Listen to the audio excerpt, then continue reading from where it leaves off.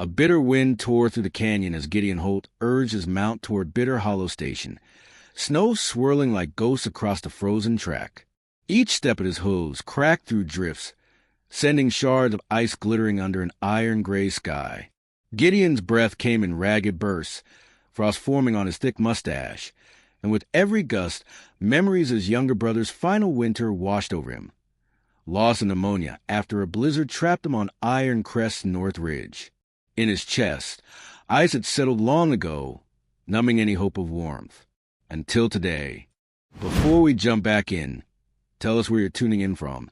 And if this story touches your heart, make sure you're subscribed. Because tomorrow, I've got something extra special saved just for you. Jonah, his long-eared bay, picked his way over hidden ruts while Gideon wrapped his duster tighter against the teeth of the wind.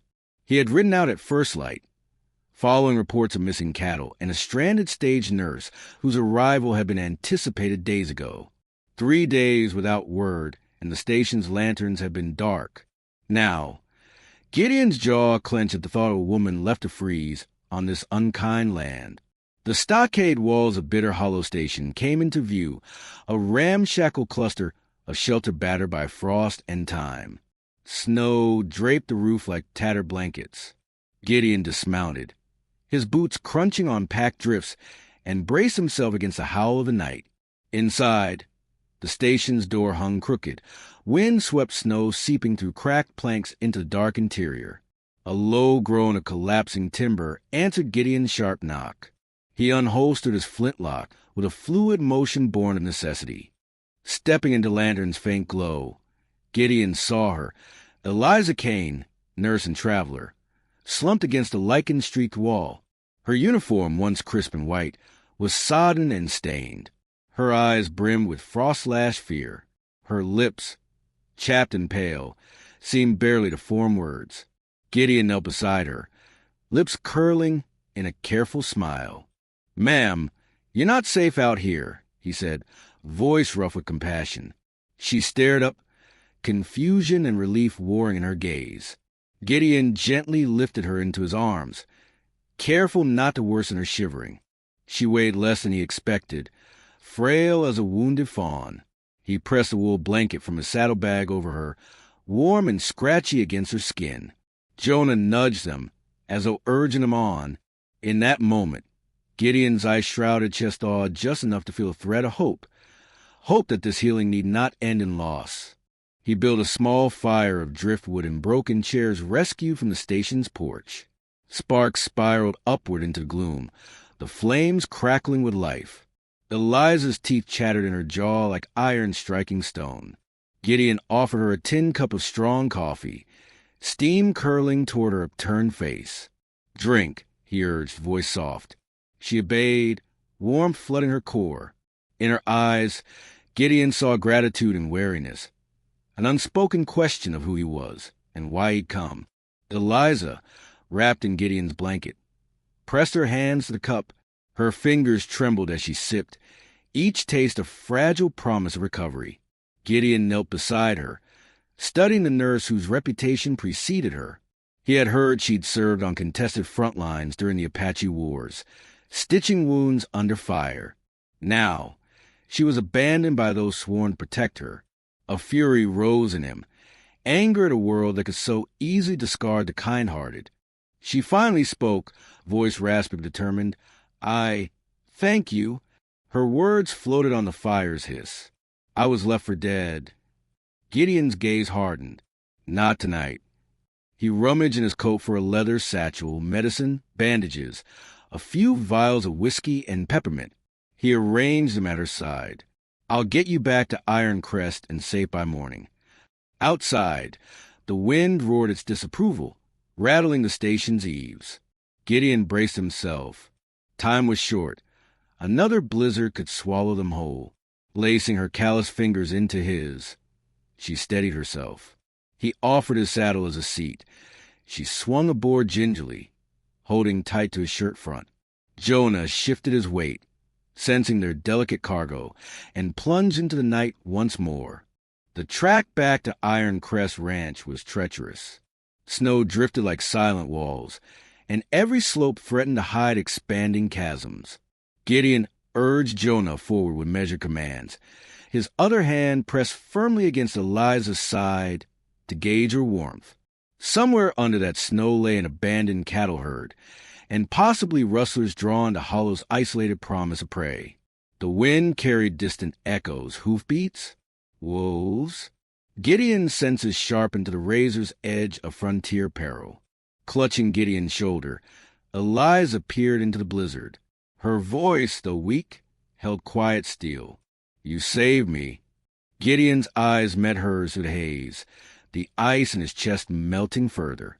"A man does what must be done," he said, throat rough with emotion. Beneath his hard exterior, buried grief stirred. Grief for his brother, for his father, for the ranch left in silent mourning. Now a new purpose ignited, to see this woman live.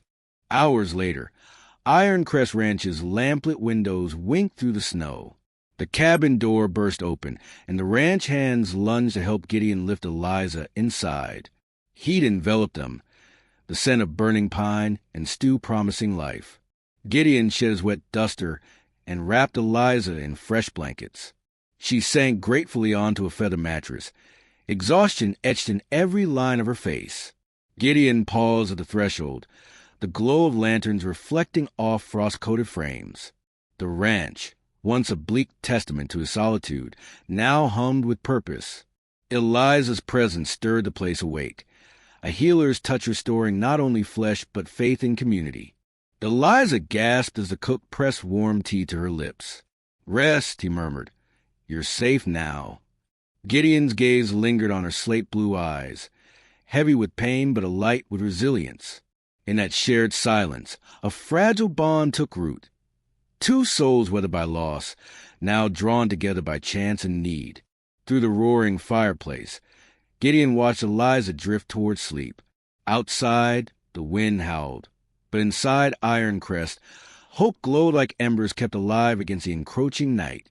Unaware of the distant silhouette approaching down the valley, a stooped rider drawn by a lantern glow, the two lay poised on the brink of salvation and change.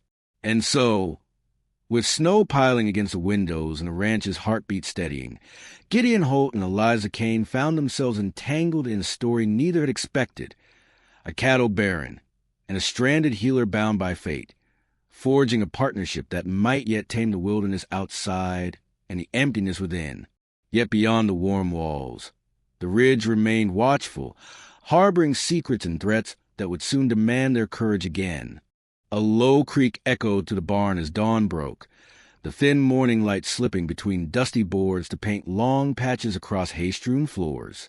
Ice crystals clung to the beams overhead, dripping in reluctant rivulets that tinkled like muted bells. Gideon Holt stood by the battered stall doors, his breath rising in frosty plumes as he watched Eliza Kane gently lift a swollen hand from charcoal-gray blankets. Outside, the ranch stirred to life, cattle bellowing through the chill, the snap of frozen twigs under boot heels. Yet here, in this dim corner, hope glimmered in lantern light. Eliza knelt beside Sam Andrews, the ranch's head wrangler, whose fingers had turned white and numb during an all-night patrol of broken fences. Her woolen mantle pulled around her knees while she unwrapped his frostbitten hand with deliberate care. A worn locket, silver and scratched, hung at her throat, catching the lantern's blaze before disappearing beneath her collar. Gideon noted its presence but held his questions in check. There was time enough for inquiries later. "Easy now," Eliza murmured, voice soft but firm as she tested Sam's pulse. She unhooked a small vial of whiskey from her satchel and warmed his fingers with gentle drops, then applied a poultice made from crushed willow bark and deer suet. The tang of iron and tar filled the air, mingling with the faint scent of hay and hay smoke from the cook's fire beyond the barn. With practiced fingers, she wrapped his hand in flannel, leaving the damaged tips exposed to the brisk air. "Hold that there," she said, her tone free of pity. Sam winced but offered a faint grin. "Reckon I owe you one, ma'am." His voice was rough as gravel, yet gratitude softened his gaze. Eliza tilted her head, offering a small, polite nod in return, then quietly resumed gathering her supplies. Gideon felt the tension ease from his shoulders. Each careful motion in her ministrations was a thread unraveling the cold knot of worry he had carried since the storm. Yet as the early light filled the barn, Eliza's features clouded with something deeper, a guarded sorrow that flickered in her dark eyes. Gideon watched as she pressed her gloved fingertips to the silver locket's back, tracing its worn surface before tucking it away. "Ma'am," he ventured, voice low, "that land debt of mine. My father lost half his herd of drought, forced to borrow from banks I'd no business owing. I reckon I know what it means to hold on to coin and lose more than you can repay." He rested a hand on Sam's shoulder, firm and steady. Eliza paused, her glove hand hovering in midair. "I understand," she replied quietly, then turned back to her work. She moved to a wooden rack and retrieved another vial, this one labeled antiseptic, and applied it to a small cut on Sam's calf. Each careful drop spoke of training in city hospitals and remote mission posts, of nights spent fighting infection by lantern light. Yet she offered no hint of the road that had led her here, only the unflickering focus of a healer at her post. Gideon cleared his throat, shifting on his heavy boots. "You learned that where?" he asked, curiosity edging his tone.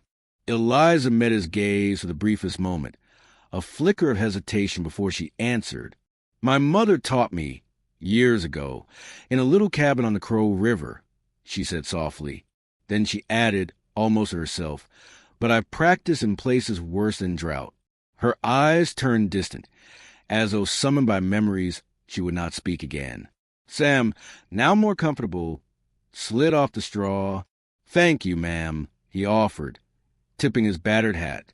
With a nod, he limped past Gideon and out into the pale yard, each step a testament to renewed blood flow and Eliza's skill. Outside, the ranch hands paused in their morning chores, glancing back at the barn's open door and the nurse whose presence had instantly altered Iron Crest Ranch's frozen fate. As Gideon secured the last saddle to the tack room, his mind churned with a half-glimpsed grief in Eliza's eyes and the scarred locket at her throat. He retired to the cabin's wraparound porch, where he stoked the stove's fire and steeped black tea in chipped china. The aroma of pine smoke and boiled leaves drifted through the single-pane windows. He held the steaming cup in both hands, feeling its warmth seep into his cold fingers, just as Eliza's care had ignited a fragile ember of purpose in his winter-torn heart. With every sip, Gideon's thoughts wandered back to the ledger tucked beneath his bunk mattress, the tally that kept Iron Crest tethered to the bank's mercy. Each entry marked a debt that gnawed at him, a reminder of livestock lost and kin forgotten. He opened the ledger, scanning faded ink lines and unfinished sums, and touched his brother's name scribbled near a half-erased figure. That night, the blizzard had struck their herd like an avalanche, sending dozens to icy graves. Since then, Gideon had measured every sunrise against the weight of loss, and the fear that Iron Crest would join in the frozen beyond. Meanwhile, Eliza arranged her remedy jars on a rough shelf in the barn's tack corner. She labeled each jar in careful script: arnica for bruises, feverfew for chills, yarrow sal for wounds. She paused at the final jar, its contents a vibrant amber, an experimental blend of pine resin and wild thyme she had harvested during a brief break in the storm. She closed her eyes, inhaling its sharp, comforting scent. The jar passed from her hands to her coat pocket, a private treasure amid her public duties. Beyond the barn, the wind shook the ridgeline, scattering clumps of snow down the slope. Gideon emerged on horseback again, dusted in fine white, and approached the barn with keen eyes. "Tracks," he announced, dismounting. "Multiple sets, one big herd, but footprints on the flank of 10 or 12 riders." He pointed to the north gate, where hoof prints cut a dark line through fresh drifts. "Rustlers, maybe, or arrival Baron scouts, checking boundaries." Eliza joined him, laced in her cloak. Her gaze flitted between the prince and Gideon's serious face. "They'll be back," she said, voice calm. "But not tonight. They left tracks too deep to hide." She traced a boot mark in the snow with her gloved finger. "They don't fear frostbite. Later, as the last light slipped beyond the western spur, the ranch hands gathered near the barn's entrance, bodies huddled against cold. Gideon called them to order. "We'll shore this place up.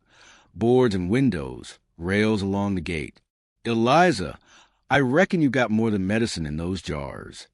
His nod invited her to step forward in command. Eliza straightened, her breath visible in the lamplight. "We'll need lanterns at every corner, barrels of sand for fire breaks, and watch rotation through the night," she said, voice even. Her instructions, sparse or precise, carried authority born of experience. Gideon watched her, this woman he'd saved, and felt a stir of admiration and pride in her practical strength.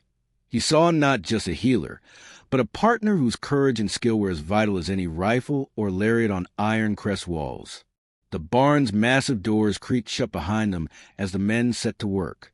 Splinters flew as planks were fitted into windows and lanterns lined the ridges, their flames glowing like sentinels against a gathering haze. Eliza moved among the hands, offering tea from flasks and bolstering morale with quiet reassurance. Gideon, standing at her side, felt the ice in his chest thaw further, warmed by shared purpose and the healing thread Eliza wove for their fraying defenses. That night, as lantern light flickered on the ridge and the first stars pierced the heavy clouds, Iron Crest Ranch stood fortified. The distant tracks remained etched in the snow, a silent promise of return. But within the barn's sturdy frame and the ranch hand's heavy breath, resilience and unity glowed as fiercely as any hearth. And among them Gideon and Eliza, bound by chance rescue and the fragile thread of trust, prepared for the next storm, knowing that whatever came, they would face it together, their partnership as vital and unwavering as the frozen earth beneath their boots. A sharp wind sliced through the ridge as dusk fell, driving motes of snow against Iron Crest battered barn, like a swarm of restless ghosts. Gideon Holt stood astride Jonah, his dark duster flaring in the dying light, eyes narrowed against the swirling white. Behind him, Eliza Kane slung a wool blanket around her shoulders, each fold a promise of warmth in a world turned cruel by winter's teeth. The distant crunch of hoofbeats cut through the storm's roar, rustlers closing in on the lone ranch. From a ridge emerged a half-dozen figures, lean men in dark dusters and broad hats, lariats coiled at their sides like serpents coil for a strike. Their leader, a gaunt man with a cracked scar down his left cheek, trotted forward and reined up at the barn door. Ice flecked his whiskers, and his breath panted in ragged clouds. "Holt!" he barked, voice brittle from cold. "You got till sundown to hand over 50 head, or we take 'em ourselves, and leave nothing but stones for you to freeze in." Gideon dismounted with a slow grace, boots carving shallow grooves in the powder. He unhooked his revolver and rested a hand on its grip, eyes unwavering. "Rustlers make no demands," he said, voice low and even. "I reckon you'll find Iron Crest's heart is colder than your threats." His words hung in the air like a gauntlet thrown. The scarred leader spat into the snow. "Ain't yours to keep," he snarled. "Bank's the true owner, and we collect its due." He flicked a rolled-up ledger toward Gideon's feet, the page displayed with cattle brands and tally marks. "Sign this or your debts," he added, "or watch your stock walk out on their own hooves." Eliza stepped forward, boots crunching on frost. Her gloved hand hovered near the leather satchel at her waist, where her herbs and tinctures lay hidden. The rustlers turned to her with cautious scowls. Gideon's brow furrowed in concern, yet he said nothing. He knew Eliza could navigate perilous ground when words were as potent as gunfire. "My skills aren't free," Eliza said, voice steady though her heart pounded. "I once rode with outlaws who bled and broke in the same storms I've patched others from. You know me as a stranger, but I've tended rustler wounds on colder nights than this." She produced 2 glass vials of golden resin, holding them aloft. "This is pine tincture, staves off frostbite and quickens the blood. I'll pour a dram for each of you now, if you grant me time to prepare more come dawn." The rustler leader's scarred lips peeled back in a wet grin. "A healer among thieves," he muttered, voice skeptical. "Speak your price, nurse." His men shifted, grimy fingers closing around lanterns and revolvers. Eliza's chin lifted. My price is your promise to leave this place by morning's first light. If I brew enough of your whole crew, graft herbs and brews to their bones, you'll owe me that courtesy. She met the leader's glare without flinching, her slender form radiating a quiet tenacity. Gideon watched, hand resting lightly on his pistol. The night wind howled, as though willing Eliza's courage into the world. Finally, the leader nodded curtly. Ranch hands, give us that time. Nurse, mix your potion. Then ride easy. He signaled his men to lower revolvers, though the tension in their shoulders remained taut as bell wire. Sam Andrews and the other ranch hands, summoned by Gideon's earlier call, advanced to form a circle of support. They carried wooden crates and barrels of fresh water, Eliza's ingredients for the brew.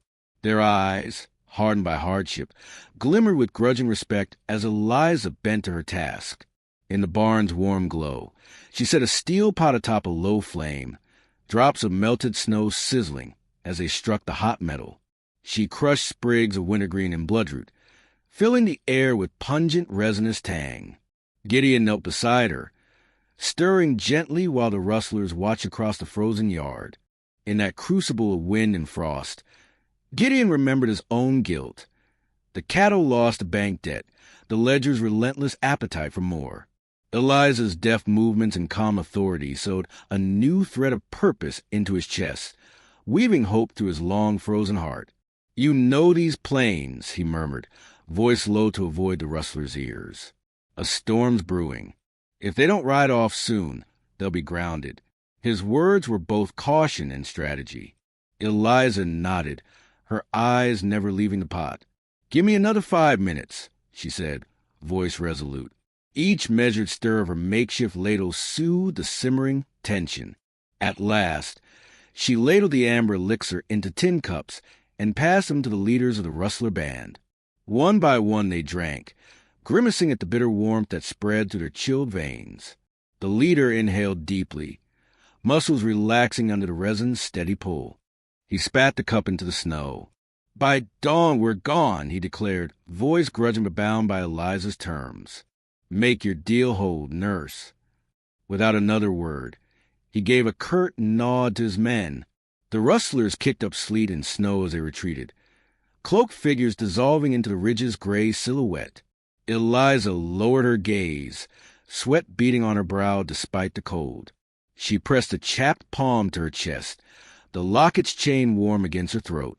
Gideon placed a steady hand on her shoulder, offering silent reassurance. In that shared look, words were unnecessary. Her gamble had succeeded, and his faith had been rewarded. The barn doors closed with a crash like a dropped gavel, restoring silence to the ranch. The wind still shrieked around the outbuildings, but within the barn's sturdy frame, the promise of peace held for a precious moment. Sam Andrews broke the quiet, clearing his throat. Ain't never seen mercy bought with herbs before, he said ruefully. The men exchanged tentative smiles. Outside, the ridge's final lantern flickered before plunging the corral into moonlit gloom. Gideon mounted Jonah, urging him forward into the swirling snow. He led Eliza back toward the warmth of the main house. Each hoofbeat resonated like a drum of triumph. When they reached the cabin door, he paused, turning to her in the wavering lantern glow. You rode the storm's edge, ma'am, he said quietly. Saved our hides, and maybe my own. His words, tender and rough, hung between them like fragile glass. Eliza met his gaze, wind still tasting in her hair. Because you found me, Mr. Holt, she replied softly. I reckon we saved each other. Inside, the lanterns burned low as they passed, casting their elongated shadows on chapped boards. Gideon stoked the stove's embers, and Eliza arranged her herbs for the next brew. The bond forged through hardship, and healing glowed warmer than any hearth. Yet beyond the cabin's thin walls, the ridge yawned wide under the indifferent stars, vast and unknowable, harboring dangers still unchecked. Then a shout rang from the corral, a sharp, chilling call that echoed beneath the moon. In the sudden hush, Eliza sprang to her feet, jar in hand, her face alight with wary alert. Gideon's eyes narrowed, gloved hand gripping his revolver hilt. The final test of their fragile victory had come unbidden, riding upon hoofbeats that threatened to undo their hard-won peace. And as the night's brittle silence shattered under that desperate cry, Iron Crest Ranch braced against the next chapter of its storm-tossed fate, a fate to be met with courage, cooperation, and the fragile thread of hope woven between the cattle baron and the healer he had saved. A bitter howl broke the stillness as dusk deepened over Iron Crest Ranch, rattling shutters and rattling nerves like a warning. Snow drifted in pale waves beneath the saddle horns of Gideon Holt's stallion, casting ghostly shapes across the corral. Eliza Kane, wrapped in layered wool, felt the wind cut like a blade against her neck. Somewhere beyond the ridge, hoofbeats thundered, a familiar drumbeat of danger returning to the frozen plains. From that high rim, 6 rustlers charged into view. Their horses' flanks steamed in the cold, and their eyes shone like embers in the starving fire. In the first torchlight, they rounded up Gideon's best cattle, deep-chested, frost-coated beasts whose low bellows echoed through the night. Gideon spurred his mount forward. The barn door creaked open and ranch hands emerged, rifles drawn, lanterns trembling in their grips. The rustler leader, scars still gleaming purple across his cheek, raised a hand. "Hold your fire, Holt," he called, voice hoarse. "Not looking to slaughter stock, just to settle old debts." His men roped off half the herd, their coils swinging like serpents in the gathering gloom. Gideon dismounted, eyes narrowed. "Your debts will drown you if you keep this up," he replied. "These cattle feed families, my brothers and mine. You won't take them tonight." The leader spat into the snow. "We'll take what we need." He glared at the men gathered near the barn, and at Eliza, who watched from the flicker of lantern light.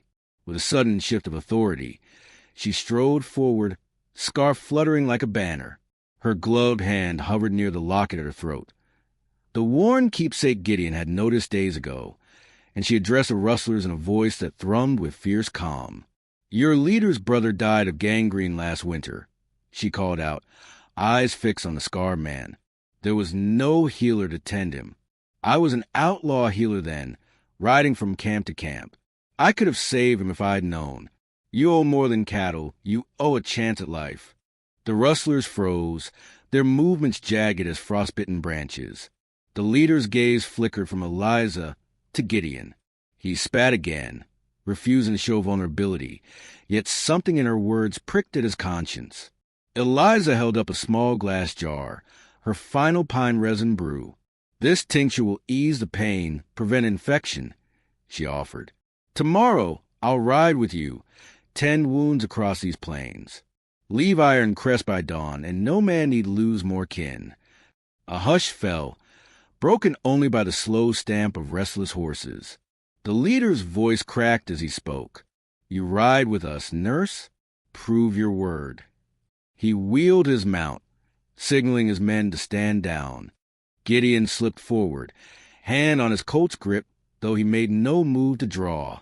"I'll ride side saddle. Assist her, but only if you promise to return my herd untouched." His soft tone carried a weight all its own, the blend of iron will and fragile hope that had rebuilt Iron Crest from grief. With a reluctant nod, the leader agreed. He signaled his men to release the cattle, half of which had already passed the corral gate. As the last steer trotted back, Eliza dismounted and followed the leader's men into the swirling snow, the pine resin vial at her belt catching torchlight before disappearing beneath her cloak. Gideon watched until their lanterns vanished over the ridge. The barn's heavy door thudded shut, and the rustler's hooves faded into the winter night. Relief rippled to the ranch hands like warm blood returning to frozen limbs. Inside the barn, Eliza reappeared, cheeks flushed with exertion. She met Gideon's steady gaze and offered a weary smile. He returned it, admiration flickering in his eyes. "You kept us safe," he said quietly. Eliza gently pressed her gloved fingers to her locket. "I kept us alive," she corrected softly. The locket had held a faded photograph, her brother's face smiling from happier days. Now, it symbolized a debt repaid and a chance for redemption. Before they could linger, a new shadow approached, this time in the form of a buckboard rattling across the frozen courtyard. Gideon's jaw clenched at the sight of the bank agent, Mr. Aaron Finley, emerging onto the steps. His breath fogged in the lamplight, and his ledger lay heavy in his hand. Holt straightened in his boots. "Ain't safe to linger, agent," he called, voice low.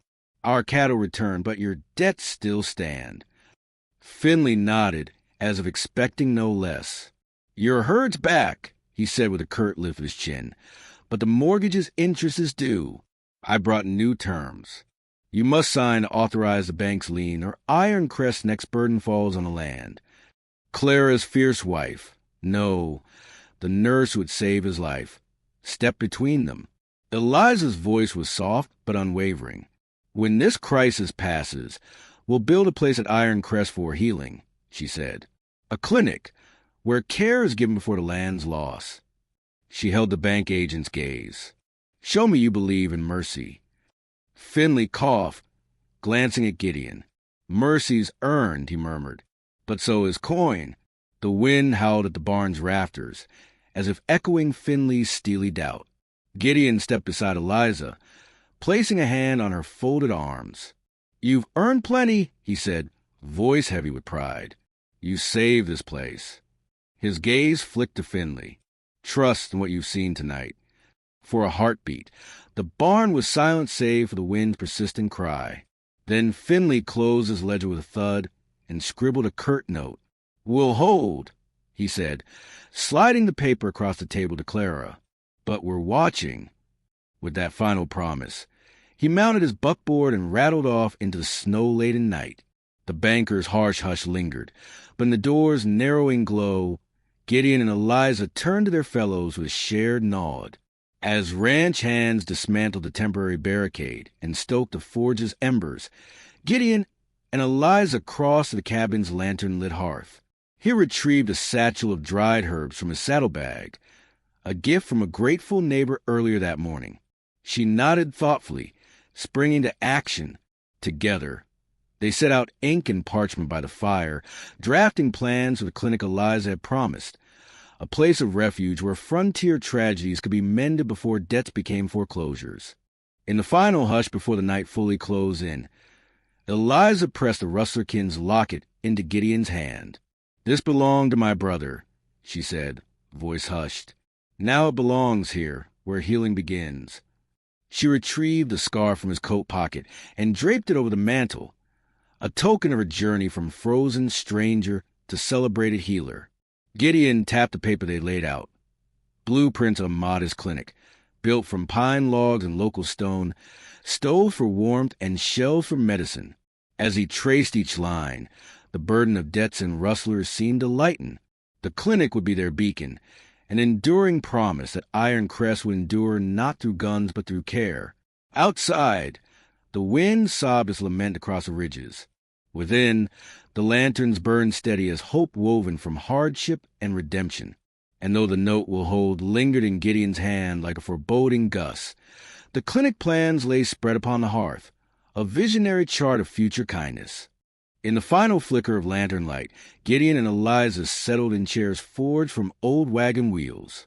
Their shared silence was companionable, a testament to trials overcome and alliances forged in snow and shadows. Beyond the cabin walls, the Montana night stretched eternal, but within Ironcrest, the faint promise of a new dawn glowed as warmly as any hearth, a clinic to serve this wild land in two hearts thawed by compassion and courage. Frost cracked under boots as dusk bled over the ridge, painting the snow in bruised purples and grays. The wind sighed through Ironcrest's battered timbers, carrying a threat on its breath. Gideon Holt stood at the corral's edge, rifle in hand, eyes fixed on a mass of darkness pouring through the barn door. Rustlers, more than a dozen, surged in, spurred by greed and desperation, their faces hidden beneath clawed dusters and heavy hoods. The cattle bellowed in panic, hooves churning snow into furious white clouds. Eliza Kane, with cloak swirling about her ankles, met the invader's glare with steel in her spine. In one hand, she clutched the amber vial of pine resin tincture that had first tamed frostbite and parleyed with rustler hearts. The barn's interior echoed with the clang of startled metal and the low hum of adrenaline. Gideon's ranch hands fan out behind him, rifles raised, their breath ragged in the chill. Snow drifted across the threshold, erasing boundaries between friend and foe. The leader, scar still vivid on his cheek, hurdled a hay bale and pointed his Colt. "Your herd belongs to us now," he snarled. "Pay the banker's debt, or watch these beasts go silent." His men advanced, ropes swinging. Eliza stepped forward, thawing a lull of violence with a single measured word. "Wait." She lifted the vial high. "Your kin drank the same brew. Your brother, the outlaw surgeon who trusted a storm's promise. It saved him once. I offer a second chance. Leave Ironcrest by dawn, and no life need end in blood." The leader's jaw tightened as he eyed the vial. He stepped back, uncertain. His men lowered rifles fractionally. Gideon seized a moment, voice low yet commanding. "They're not yours to take," he said. "You've no title here." One rustler spat on the floorboards. "Bank's got title and muscle." He jerked a scrawny arm toward a figure emerging from shadow. The bank agent, Mr. Aaron Finley, ledger in hand, spine rigid with purpose. His breath froze in the light. "I reckon you'll do as I say," Finley declared, "or Ironcrest falls under the sheriff's hammer." The barn's rafters sagged under tension. Eliza's locket, silver and crescent grafted, gleamed at her throat like quiet defiance. She raised her voice, clear as broken ice. "Your ledger name's debt, but not the storm that drowned your losses. Gideon's brother and your kin perished same night. Muster your mercy, Mr. Finley. Let this debt lie buried alongside grief." Finley's face flickered as if touched by memory. Slowly, he withdrew the ledger and let it slide across the floor toward the rustler leader. The men's rifles lowered, confusion rippling through them. The rustler leader's grip on his Colt loosened. His scarred cheek quivered with suppressed emotion. Gideon moved to Finley's side. "The land's blood-soaked enough," he said softly. "Let compassion free Ironcrest tonight."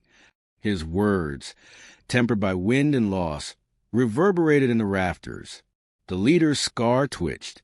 He glanced at his men, then met Eliza's steady gaze. "All right," he muttered, voice ragged. "We'll hold our claim till dawn, but no more rustling." He tossed a crumpled note onto the ledger. "We'll hold." With that, his gang melted into the swirling snow. Finley cleared his throat, shouldered his ledger, and offered Gideon a curt nod. "Your debt reconsidered," he said, though the ledger had no stamp reprieve. He turned and stalked away, footsteps crunching like cracked bone.